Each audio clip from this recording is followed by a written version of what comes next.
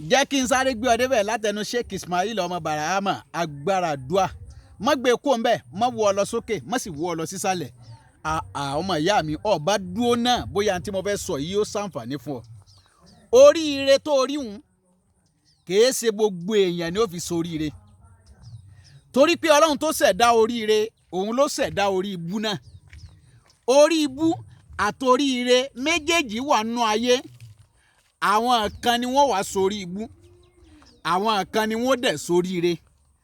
Ọmọ ìyá mi, mo mọ̀ pé bí wọn náà ti ń wò mí yìí, ìbànújẹ́ kan ń bẹ nínú ara tiẹ̀ náà.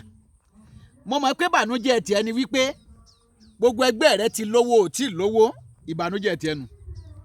Ìbànújẹ́ tiẹ̀ ni wípé o fẹ́ gun mọ́tò nínú ọdún tá a wà yìí, sọ ma pé ìbànújẹ́ rẹ ni. Ìbànújẹ́ tiẹ̀ ni wípé gbogbo ẹgbẹ́ rẹ ti kọ́lé òun yálé gbé náà ni, ìbànújẹ́ tiẹ̀ nù. Ìbànújẹ́ tiẹ̀ ni wípé àárẹ̀ kan ń ṣe ọ́ nínú ara rẹ. Ìbànújẹ́ tiẹ̀ ni pé òun rógun promise and faith nínú ayé rẹ. Ìbànújẹ́ tiẹ̀ ni wípé bọ́ ọ bá ṣe òrójútu rẹ̀, tọ́ ọ bá lé ò bá. Ọmọ ìyá mi, gbogbo tí wọ́n ń jẹ́ ìbànújẹ́ tí mo kà kalẹ̀ yìí, kò sí ẹnìkan tó lè sọ ìbànújẹ́ yẹn di oríire fún yàn, kò sí ẹnìkan tó lè sọ ìbànújẹ́ di àánú fún yàn. Mo gbà á ládùúrà fún wọ́n tó láǹfààní àti máa wò mí, má wo tèmi o, wo tàwọn ẹni Ọlọ́run mọ́ mi lára, kó o dẹ̀ wo Ọlọ́run tí mò ń pariwo, kó o wò ó mọ́ mi lára.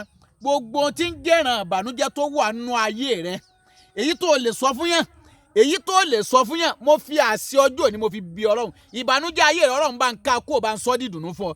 Láti òní lọ, gbogbo ohun tó ń sunkún lórí Ọlọ́run ó sọ dídùnú fún ọ. Ọlọ́run ó wù ọ́ lára wípé àwọn tí wọ́n soríire báyìí, tí wọ́n ń kọ́lé, tí wọ́n ń ra mọ́tò, tí wọ́n jẹ́ èèyàn, tí wọ́n bẹ́gbẹ́ pé wàláhì wọn ò lérí méjì, ó wù Ọlọ́run ni. Àánú Ọlọ́run tí wọ́n rí gbà wọn, Ọlọ́run dákun gbogbo ẹni tó bá lè ṣe àmì àdúrà yìí, tó dẹ̀ lè share fídíò yìí, àánú Ọlọ́run tí ò ṣẹlẹ̀ rí nídìílé yín, Ọlọ́run jó tẹ̀rí rẹ bẹ̀rẹ̀.